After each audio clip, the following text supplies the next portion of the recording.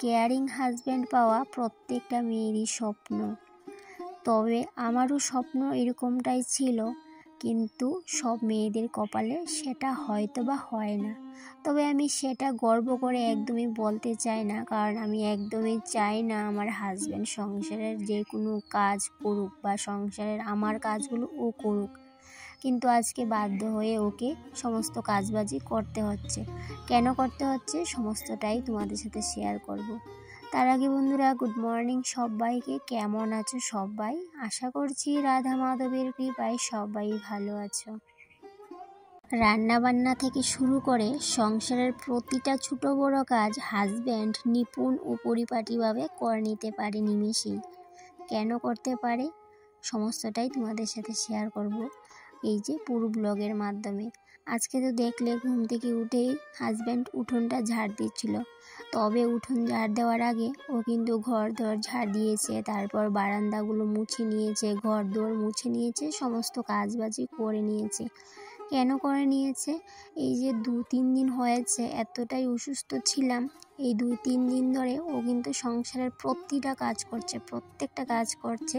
সংসারের কিছু কিছু কথা আছে যেগুলো কারোর সাথেই শেয়ার করতে নেই, কিন্তু আজকে আমি বলতে পারো বাধ্য হয়েই তোমাদের সাথে কথাগুলো শেয়ার করছিলাম।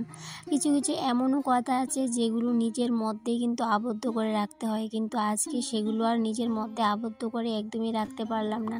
2 থেকে 3 দিন হয়েছে এতটাই অসুস্থ হয়েছিলাম। মা ছেলে দুইজনেতেই কিন্তু অসুস্থ। ছেলে যদি একটু হাঁটে ওষুধ খেয়ে, এবার মা বিছানায় পড়ে থাকি। মা যদি ওষুধ খেয়ে একটু ভালো হয়, ছেলে বিছানায় পড়ে থাকে। এই অবস্থা হয়ে গেছে। আর হাজব্যান্ড বেচারার এমন অবস্থা হয়েছে, একদিকে ঘর বাইরের সমস্ত কাজবাজ শেষ করে আবার ঘরের রান্না বান্না, আবার আমাদের টেক কেয়ার করা। বলতে পারো এক পর্যায়ে ও হাঁফিয়ে গিয়েছিল। সংসারের কাজগুলোও যে অতটাও সহজ না, ও কিন্তু ভালোভাবেই বুঝতে পারে। কারণ যেহেতু ওর ছোটোবেলা থেকেই মা নেই, মা ছাড়া বড় হয়েছে। ছোটোবেলা থেকে ও ঠাম্মা ওকে বড় করেছে। তারপর একটু বড় হয়েছে পর ও কিন্তু নিজে থেকেই ঘর ভাড়া করে অন্য জায়গায় থাকতো। তো ওই টাইম থেকেই কিন্তু ও রান্নাবান্না করা, ঘরের সমস্ত কাজবাজ ও কিন্তু তখন থেকেই জানে, ঘরের প্রত্যেকটা কাজ করতে পারে।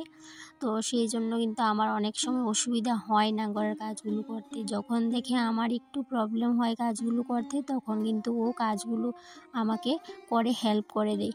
তবে আমি একদমই চাই না ও আমাকে কোনো কাজ করে দেখ, কারণ আমি এটা একদমই পছন্দ করি না। তবে ও কিন্তু জোর করে মাঝে মধ্যেই সংসারের ছোট ছোট কাজ কিছুটা আমাকে এগিয়ে দেয়। এদিকে দেখো, এই যে অসুস্থতার কারণে প্রত্যেক দিন সকালে কিন্তু আমাকে ওষুধ খেতে হচ্ছে নিয়ম করে। আর একদিন যদি ওষুধটা না খাচ্ছি মনে করে, তাহলে বুঝতে পারছো কতটা আমার উপর দিয়ে জ্বর বয়ে যাবে। তো যাই হোক, এদিকে সকালে আজকে তো শরীরটা একটু ভালো, সেই জন্য উঠে গিয়েছিলাম কাজ করার জন্য। তো ও কিন্তু বলছিল যে ঠান্ডার মধ্যে একদমই উঠবে না, কারণ তোমার শরীরটা এখনও ঠিক করে ভালো হয়নি। তাই জন্য ও কিন্তু বলছিল আজকের কাজগুলো আমি করে নিই, কিন্তু আমি বলছিলাম না, তোমাকে করতে হবে না। কিন্তু কি করব বলো, সকালবেলা উঠেই কিন্তু সমস্ত কাজবাজ করে নিয়েছিল। তারপর উঠানটা ঝাড় দিয়ে বাসনগুলো মেজে নিয়েছিল। যে বাসনগুলোকে আমি বলেছিলাম যে আমি মাজবো বলে রেখে দিয়েছিলাম, সেইগুলো গিয়ে মেজে ধুয়ে পরিষ্কার করে নিয়ে আসলো। আজকে যেহেতু শরীরটা একটু ভালো লাগছে, তাই জন্য কিন্তু ওই যে সকালের কাজগুলো, সকালের টিফিন করা, চা করা, সেগুলো আমিই করে নিচ্ছিলাম। অন্যদিন অবশ্য হাজব্যান্ড করেছিল চা করার ব্যাপারটা। তারপরে সমস্ত কাজবাজি বলেছিলাম, সংসারের যে সমস্ত কাজবাজ ওই কিন্তু 2-3 দিন ধরে করছিল। সেই জন্য আর 2-3 দিন ধরে তোমাদের সাথে কোনো প্রকার কাজকর্ম শেয়ার করতে পারিনি। তবে ইচ্ছে করলে আমি সমস্ত কাজই তোমাদের সাথে শেয়ার করতে পারতাম, যে কাজগুলো হাজব্যান্ড করেছে। তবে আমার একদমই ইচ্ছে করে না সেই কাজগুলো তোমাদের সাথে শেয়ার করতে। তবু আমি 2-1টা কাজ তোমাদের সাথে শেয়ার করেছি, কারণ আমার একদমই ইচ্ছে নেই যে এই কাজগুলো তোমাদের সাথে শেয়ার করতে। তবে হাজব্যান্ডের বেশি ইচ্ছে নেই, কারণ ও কিন্তু অনিচ্ছাকৃত কারণেই বলতে পারো আজকে ক্যামেরাবন্দি হয়েছে। প্রত্যেক সংসারেই নিজস্বতা বলতে অনেক কিছু থাকে, যেগুলো সবার সামনে আনা যায় না, প্লাস ক্যামেরার সামনেও আনা যায় না। তবে আমি মনে করি সেগুলো ক্যামেরার সামনে না আনাই ঠিক। তো যাই হোক, এই ব্যাপারগুলো কিন্তু ক্যামেরার সামনে না আনাই ঠিক ছিল। তবে আমি সম্পূর্ণটা তোমাদের সাথে একদমই শেয়ার করিনি। তবে আমি শুধুমাত্র এই কথাটাই বলতে চেয়েছিলাম যে একজন কেয়ারিং হাজব্যান্ড যদি একটা মেয়ের দুঃখ কষ্ট সমস্ত কিছু বুঝতে পারে, তাহলে তার থেকে আর বড় সুখী কোথাও তুমি তুমি খুঁজে পাবে না। একটা মেয়ের কাছে এতটুকুই কিন্তু বড় পাওনা। তো যাই হোক, এদিকে দেখো আমি কথা বলতে বলতে সমস্ত কাজবাজি করে নিয়েছিলাম ঘরের, তারপর রান্নাটাও বসিয়ে দিয়েছিলাম। এদিকে ভাতটা বসিয়ে দিয়ে আমি সবজিপাতিগুলোও কিন্তু কেটে নিয়েছি। আজকেও কিন্তু খুব সিম্পলই রান্নাবান্না করবো। এদিকে ঢেঁকির শাকের সাথে বেগুন দিয়ে একটা শুকনো ভাজি করব, আর মূলা দিয়ে শুটকি, সেই সাথে ডাল, ব্যাস এইটুকুই। আর আজকে আবার বৃহস্পতিবার, তো বৃহস্পতিবার যেহেতু স্নান করে পুজোটা দিতে হবে, তো হাজবেন্ড কিন্তু যাওয়ার সময় বলে গিয়েছিল গরম জল দিয়ে স্নান করে তারপরে পুজোটা দেবে। যেহেতু আজকে বৃহস্পতিবার, ভাবলাম একটু সকাল করে স্নানটা করে পুজোটা দিয়ে দিই, তাই জন্য কিন্তু সকাল সকাল রান্নাটাও শেষ করে নিয়েছি। এবার চলে যাব বাইরে টুকিটাকি কিছু কাজ আছে সেগুলো করে নেব, তারপর স্নান করে পুজো দিয়ে দেব। এদিকে আজকের দিনটাও না খুব ভালো একটা দিন, তাই জন্য হাজব্যান্ডকে বলেছিলাম সকালে একটু মিষ্টি দিয়ে যেতে, কারণ ঠাকুরকে দেওয়ার ইচ্ছে, তাই জন্য ও কিন্তু সকালবেলায় মিষ্টিটা দিয়ে গিয়েছিল। এখন শুধু স্নান করে পুজোটা দেওয়ার অপেক্ষা। ভাবছি খুব সকাল করে পুজোটা দিয়ে দেব, দিয়ে 12টার মধ্যে গোপাল উৎসবে চলে যাব, এরকমটাই প্ল্যান করেছিলাম। কিন্তু দুপুরবেলায় এতটা জ্বর এসেছে আবার, তাই জন্য আর গোপাল উৎসবে যেতে পারিনি। গোপাল উৎসব উপলক্ষে আমাদের এদিকে পাড়ার সবাই মিলে গোপাল উৎসব করছে, আর গতকাল সন্ধ্যাবেলায় জল ভরতে গিয়েছিল হলুদ শাড়ি পরে। তবে আমাকেও বলে গিয়েছিল বাড়িতে এসে, কিন্তু আমি একদমই যেতে পারিনি, ছেলের এতটা জ্বর ছিল সেই জন্য। এদিকে দেখো তোমাদের সাথে কতদিন আগে যেই ব্লগটা শেয়ার করেছিলাম যে আমি পুত্তলিকার সিডসগুলো লাগিয়েছিলাম, সেই চারাগুলো না উঠেছে। দেখো আজকে তোমাদের সাথে শেয়ার করছি। এদিকে দেখো খুব ছোট্ট উঠেছে, কিন্তু তোমাদের হয়তো বা ক্যামেরার মাধ্যমে দেখাতে পারছি কি না বুঝতে পারছি না, তবে আমি সেগুলোকে বুঝতে পারছি না টিকিয়ে তুলতে পারবো কি না। এদিকে এই বলটাকে বের করে দিয়ে একটু হালকা হালকা করে জল দিয়ে দিচ্ছিলাম গাছগুলোর মধ্যে। জানি না চারাগুলোকে টিকিয়ে তুলতে পারবো কি না, তবে যথাসম্ভব চেষ্টা করব। এদিকে আজকে যেহেতু বৃহস্পতিবার বললামই তো, স্নান করে সোজা চলে আসলাম ঠাকুর ঘরে। আর ও তো সকালবেলায় মিষ্টিটা দিয়ে গিয়েছিল, তাই জন্য ভাবলাম একটু তাড়াতাড়ি করে পুজোটা দিয়ে দিই। জানো বন্ধুরা, আমার হাজব্যান্ড না খুব ভালো রান্নাও কিন্তু করতে জানে, তবে এখন মনে হয় একটু ভুলেই গেছে, কারণ এই দুদিন যাই কিছু রান্না করছে সমস্ত কিছুই কিন্তু আমাকে জিজ্ঞেস করেই করছিল।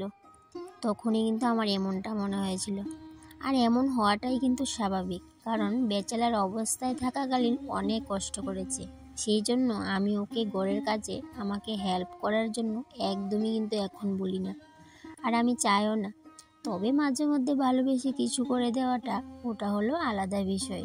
অন্যান্য দিন কিন্তু বৃন্দাদেবীকে জল মিষ্টি কিচ্ছুই দিই না, তবে আজ থেকে ভাবছি বৃন্দাদেবীকেও জল মিষ্টি যাই কিছু দিই না কেন, জল বাতাসা বৃন্দাদেবীকেও দেব, যেহেতু আমি ঘরে বৃন্দাদেবীকে নিয়ে এসেছি।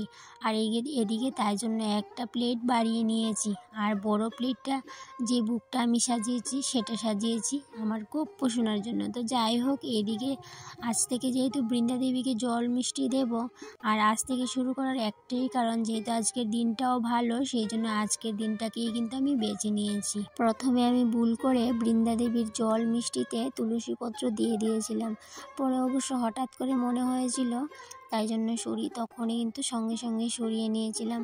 যেহেতু বৃন্দাদেবী নিজেই তুলসী দেবী, তাই জন্য কিন্তু ওনার বুকে জলে কোনো কিছুতেই কিন্তু তুলসী পত্র দিতে নেই। তো যাই হোক, আজকের পুজো দেখো এখানেই কমপ্লিট করে নিয়েছি।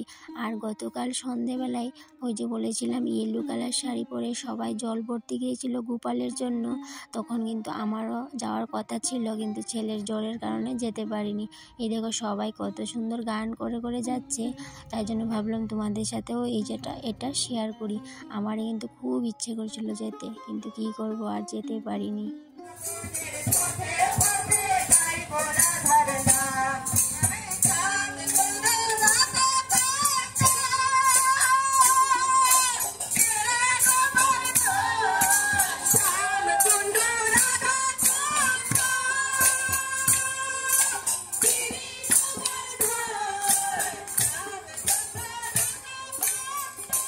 বৃহস্পতিবার সন্ধেবেলায় আবার হাজব্যান্ড রান্নাবান্নার কাজে চলে আসলো, কারণ যেহেতু বৃহস্পতিবারে আবার আমার জ্বর চলে এসেছিলো।